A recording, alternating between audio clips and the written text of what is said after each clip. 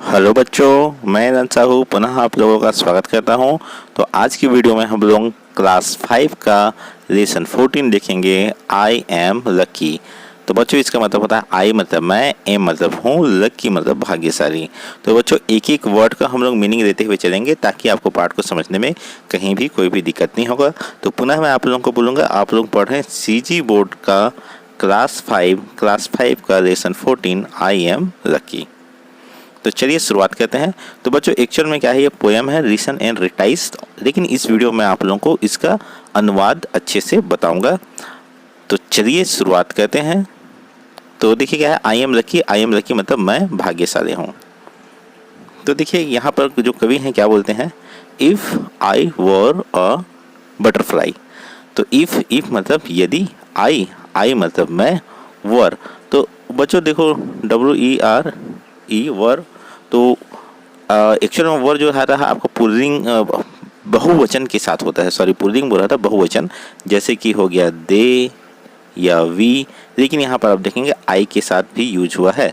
तो आई के साथ हमेशा क्या होता है, वाज होता है, लेकिन यहाँ पर क्या हुआ है, वर का प्रयोग हुआ है। तो बच्चों जब वर का प्रयोग होता है, ऐसी स्थिति में प्रयोग होता है जब आई मतलब मैं, जब व्यक्ति होता है कुछ ऐसे कल्पनाएं करने लगता है जो वास्तव में संभव ना हो, तब उस समय हम लोग वाज के बजाय किसका प्रयोग करते हैं, वर का प्रयोग करते हैं। तो इसको आप ध्यान रखिएगा, आई वर। तो यहाँ पर क्या कर रहा है, if I were a butterfly.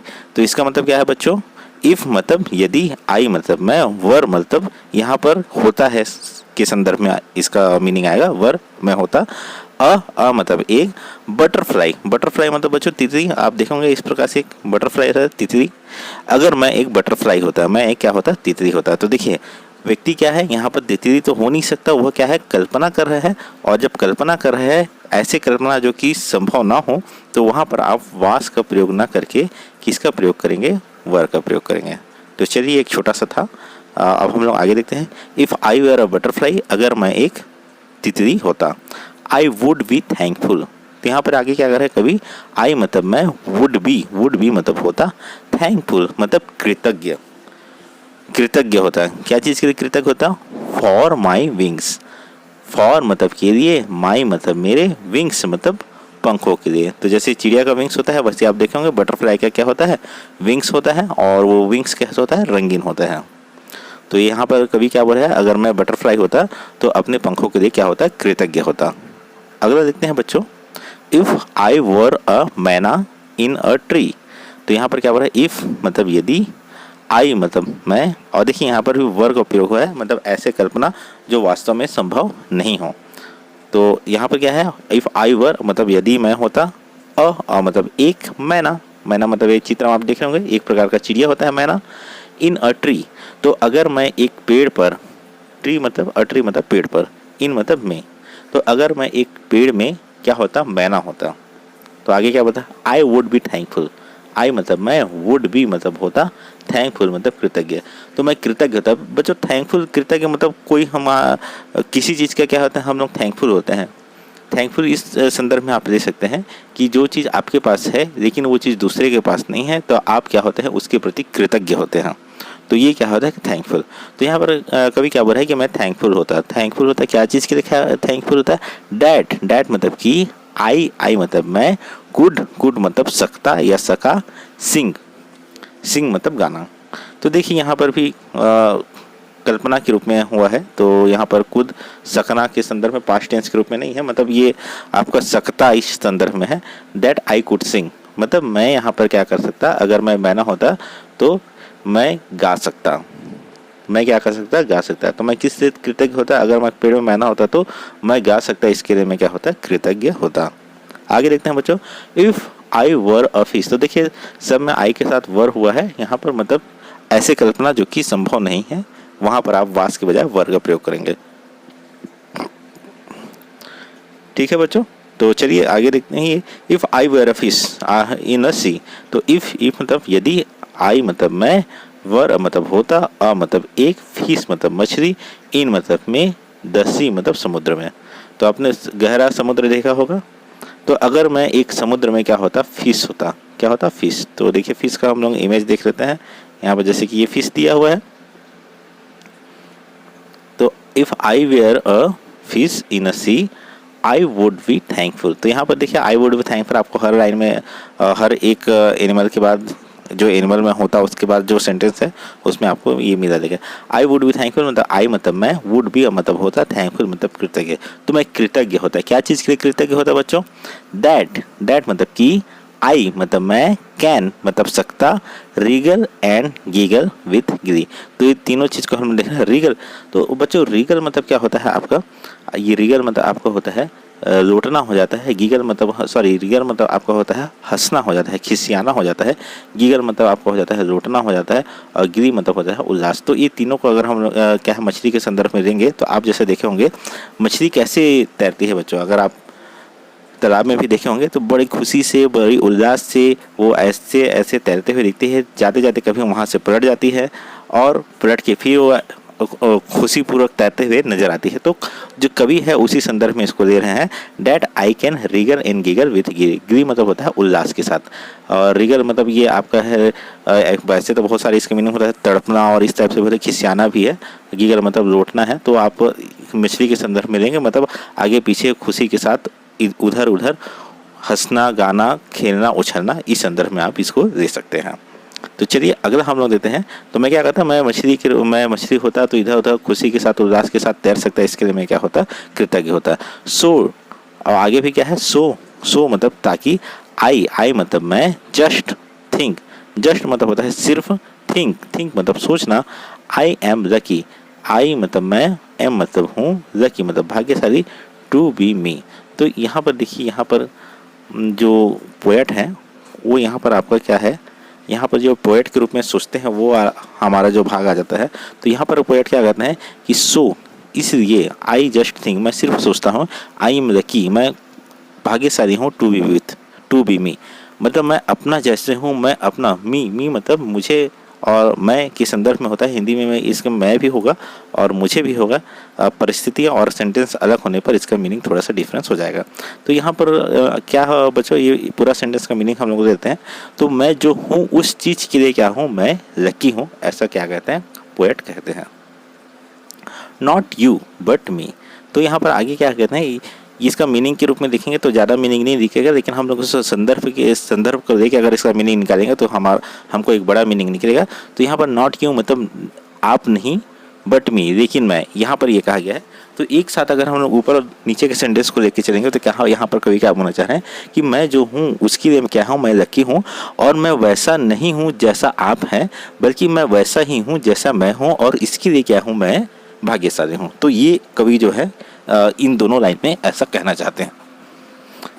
तो बच्चों अगला हम लोग देखते हैं, if I were an elephant. If मतलब यदि, आई मतलब मैं, और फिर से वर होता, ऐसी कल्पना जो कि संभव नहीं है, तो उसी संदर्भ में हम लोग वर का उपयोग करेंगे। तो इफ़ आई वेयर एन मतलब एक, एलिफेंट मतलब हाथी।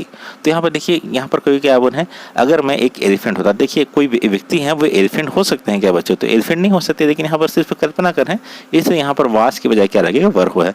तो अगर मैं एलिफेंट होता तो आगे क्या है ना, आई वुड बी थैंकफुल। तो इसका मीनिंग तो आप जान गए होंगे, आई वुड बी, आई मतलब मैं, वुड बी मतलब होता, और थैंकफुल मतलब कृतज्ञ होता। तो मैं कृतज्ञ होता, किस चीज़ के लिए कृतज्ञ होता, that I can rise my trunk. तो देखिए यहाँ पर क्या बोल रहे हैं, डैट मतलब कि, आई मतलब मैं, कैन मतलब सकना, और राइज मतलब उठाना। तो हाथी का आप देखेंगे सूढ़, ये क्या है, सूढ़ हम लोग मार देते हैं। तो हाथी अपना सूढ़ को क्या कर सकता है, ऐसे ऊपर उठा सकता है। तो रेज मतलब उठाना, माई मतलब मेरा, और ट्रंक मतलब ये हाथी का सूढ़। तो अगर मैं हाथी होता, एलिफेंट होता, तो मैं अपने सूढ़ को ऊपर उठा सकता। तो इसलिए मैं क्या होता, मैं कृतज्ञ होता। आगे देखिए, आगे इसमें और एक चीज़ बताया गया है, if I were a kangaroo, if I were. तो यहाँ पर भी देखिए क्या कहा है, इफ़ मतलब यदि, आई मतलब मैं, वर मतलब होता, ऐसा कल्पना जो कि संभव नहीं है, उस संबंध में हम लोग वर लिखते हैं वास के बजाय। तो इफ़ आई वर मतलब एक कंगारू मतलब बच्चों आप लोग जानते होंगे कंगारू, इसमें इमेज दिया होगा तो मैं देखता हूँ, देखते हैं हम लोग। तो नहीं, इसमें इमेज नहीं दिया हुआ। तो बच्चों आप लोग कंगारू जरूर जानते होंगे, बहुत सारे कार्टून वगैरह में कंगारू आता है। कंगारू कैसा रहता है, इस प्रकार से रहता है, और ये दो पैर में खड़ा रहता है और कूदता है बच्चों, जंप करता है। क्या कहता है, जंप करता है। ऐसे मैं ऐसे इमेज ढंग से नहीं बना, लेकिन आप समझ जाइएगा। तो अगर मैं कंगारू होता, if I were a kangaroo, अगर मैं कंगारू होता I would try to go. तो यहाँ पर क्या हो रहा है, आई वुड, आई मतलब मैं, वुड ट्राई मतलब कोशिश करता, टू गो मतलब जाने के लिए। कहाँ जाने के लिए बच्चों, राइट अप, सीधे ही, up to, right up to, सीधे ही, कहाँ तक, द मून, चंद्रमा तक। तो यहाँ पर बच्चा क्या बोल रहा है, जो कवित है वो बच्चे के लिए क्या बोल रहा है, अगर मैं कंगारू होता, I would try to go, मैं जाने की कोशिश करता, right up to the moon, सीधे ही चंद्रमा तक। यहाँ क्या है, अगर मैं क्या होता है, अगर मैं कंगारू होता तो सीधे ही चंद्रमा तक जाने की कोशिश करता। मतलब कंगारू क्या करता है बच्चों, ऐसा जंप करता है और जंप करके कूदता है। तो अगर मैं कंगारू होता तो सीधे ही कूद के कहाँ चले जाता, कहाँ जाता, सीधे ही मून तक जाने की कोशिश करता। ये देखिए, ये यहाँ पर, सॉरी यहाँ पर एक दिया हुआ है, कंगारू का इमेज दिया हुआ है, ये कंगारू है, ये जंप करता है तो सीधे ही मून तक जाने की कोशिश करता है। ऐसे क्या कह रहे हैं जो कवि हैं वो कह रहे हैं। तो चलिए मैं इसको थोड़ा सा और जूम कर देता हूँ और ठीक है, आगे हम लोग देखते हैं, if I were an octopus. अब देखो कभी आगे क्या होता है, इफ़ मतलब मैं, सॉरी इफ़ मतलब यदि, आई मतलब मैं, वर मतलब होता, एन मतलब एक, ऑक्टोपस अगर मैं एक ऑक्टोपस होता तो क्या होता। तो बच्चों आप लोग ऑक्टोपस का भी इमेज देखे होंगे, इसमें शायद नहीं दिया है लग रहा है, एक और मैं देखता हूँ, नहीं है, इमेज नहीं है। तो ऑक्टोपस भी आप लोग जरूर देखे होंगे बच्चों, चित्र में देखे होंगे। ऑक्टोपस से क्या होते हैं, ऐसे एक प्राणी होता है और समुद्र में रहता है और इसके क्या होता है, 8 पैर होते हैं, तो इसलिए इसके क्या होता है ऑक्टोपस, और मुंह इसका नीचे रहता है इधर। तो अगर मैं क्या होता, if I were an octopus, I were an octopus, अगर मैं ऑक्टोपस होता, आई वुड बी थैंकफुल, मैं कृतज्ञ होता। मैं क्या चीज़ के लिए कृतज्ञ होता, फॉर माई 8 आर्म्स, फॉर मतलब के लिए, माई मतलब मेरे, 8 मतलब 8, आर्म्स मतलब हाथों के लिए। तो मैं अपने 8 हाथों के लिए कृतज्ञ होता। बच्चों सोचो आपके अगर 1 2 के बजाय 8 हाथ हो जाते तो कैसा होता। तो यहाँ पर कोई वही कह रहा है, मैं अपने 8 आर्म्स के लिए कृतज्ञ होता। सो आई जस्ट थिंक, सो मतलब इसलिए, आई मतलब मैं, जस्ट मतलब सिर्फ, थिंक मतलब सोचता हूँ, आई एम लकी मैं क्या हूँ, किस्मत वाला हूँ, टू बी मी मैं स्वयं जो हूँ उसके लिए मैं क्या हूँ, किस्मत वाला हूँ, क्या हूँ, मैं लकी हूँ, नॉट यू बट मी। तो बच्चों जैसे पिछला हम लोगों में देखे थे स्लाइड में, लगभग यहाँ पर वही कह रहा है कि आप नहीं, मैं, बट मी। तो दोनों को सेंटेंस को अगर हम लोग एक साथ लेंगे तो यहाँ पर कवि ये कहना चाह रहा है कि मैं सोचता हूँ कि मैं लकी हूँ, आई एम लकी, मैं सिर्फ इसलिए लकी हूँ क्योंकि मैं हूँ और मैं आप नहीं हूँ बल्कि मैं हूँ। तो यहाँ पर बच्चे थोड़ा सा हम लोग और देख लेते हैं, फिर मैं आपको इसका पाठ का थोड़ा सा संदर्भ बताऊंगा, कॉन्सेप्ट को थोड़ा सा और क्लियर करने का प्रयास करूंगा। What do you think you want to be. तो यहाँ पर क्या कर रहा है, व्हाट मतलब क्या, डू मतलब है या हो, यू मतलब आप, थिंक मतलब सोचते हो। तो व्हाट डू यू थिंक मतलब आप क्या सोचते हो, you want to be, you मतलब तुम, वांट मतलब चाहना, टू बी मतलब होना। तो आप क्या सोचते हो, आप क्या होना चाहते हो, ये एक सेंटेंस में अगर हम लोग देंगे तो ऐसा इसका मीनिंग निकलेगा। डू यू वांट, एक साथ लेते हैं यहाँ तक, डू यू वांट मतलब डू यू वांट मतलब आप क्या चाहते हो, वांट मतलब होता है बच्चों चाहना, और यू मतलब तुम, और डू यू वांट आप चाहते हो, टू बी मतलब होना, लाइक मतलब जैसे, मी मतलब मेरे समान, या मेरे समान इसका मीनिंग निकलेगा। Do you want to be me, to be like me. तो यहाँ पर क्या कर है, क्या आप मेरे जैसा होना चाहते हो, और जस्ट यू या सिर्फ अपने जैसा ही, जस्ट यू या सिर्फ अपने जैसा ही। तो बच्चों इसको हम लोग पार्ट को थोड़ा सा समझने का प्रयास करते हैं। यहाँ पर ये दोनों सेंटेंस को मैं देता हूँ। तो देखिए यहाँ पर जो कवि है, जो पोएट है, वो बहुत सारे एनिमल्स के गुण बताए हैं। हर एनिमल्स में अपना अलग गुण है। जैसे कंगारू, ये देखिए कंगारू क्या है, कूदता है। वैसे ही एलिफेंट के पास क्या होता है, ट्रंक होता है, कंगारू के पास ट्रंक नहीं होता है। वैसे ही अगर आप देखेंगे जो दूसरे एनिमल्स हैं उनके पास दूसरा गुण होता है। वैसे ही जो आप बच्चे हैं आपके पास अपना एक अलग गुण है। आपका जो गुण है वो दूसरा आपके जो सहपाठी है उसके पास वो गुण नहीं होगा, बिल्कुल ये हो सकता है। और आपके सहपाठी के पास जो गुण है वो हो सकता है वो आप में ना हो सकता है आपका जो सहपाठी है वो मैथ्स में बहुत तेज हो, लेकिन आप जो है आप इंग्लिश में बहुत तेज हो सकता है आपका जो सहपाठी है वो इन्वायरमेंट पर्यावरण में तेज हो, और आप जो है आप क्या हो इंग्लिश में तेज हैं। या हो सकता है आपको जो सहपाठी है वो कोई भी सहपाठी वो गाने में तेज हो, लेकिन आपको क्या है, आपको कहानी लिखने में ज़्यादा पसंद आता है, आप कहानी लिखने में तेज हैं। हो सकता है जो आपका जो कोई मित्र है वो क्रिकेट खेलने में बहुत ही तेज हो, लेकिन जो आप है वो क्रिकेट अच्छा सा नहीं खेल पाते हैं, लेकिन हो सकता है कि आप कबड्डी खेलने में तेज हो। तो बच्चों इस पार्ट में, पूरे पार्ट में पोएट यही कहना चाहता है कि हमेशा जो हम लोग हैं, हमारे पास क्या है, हर जो बच्चा है उसके पास क्या है, आपके पास, आपके सहपाठी के पास और आपके जितने भी फ्रेंड हैं सभी के पास अपना एक अलग गुण है। तो वो उस गुण के लिए क्या है, वो लकी है।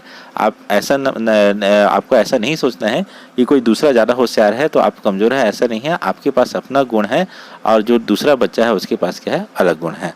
तो बच्चों इस वीडियो में इतना ही।